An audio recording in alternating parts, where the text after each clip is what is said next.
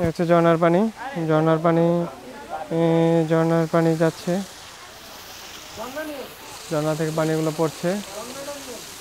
ওই যে ওইখান থেকে ঝর্ণা, ওই ঝর্ণা থেকে পানিগুলো পড়ে সোজা এই পাথরে পড়ে এই দিকে চলে আসছে, এইভাবে চলে যাচ্ছে।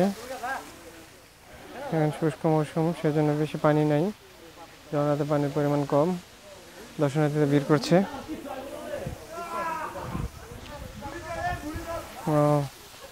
নাইস পরিবেশ, হচ্ছে পাহাড় পরে ওঠার, হচ্ছে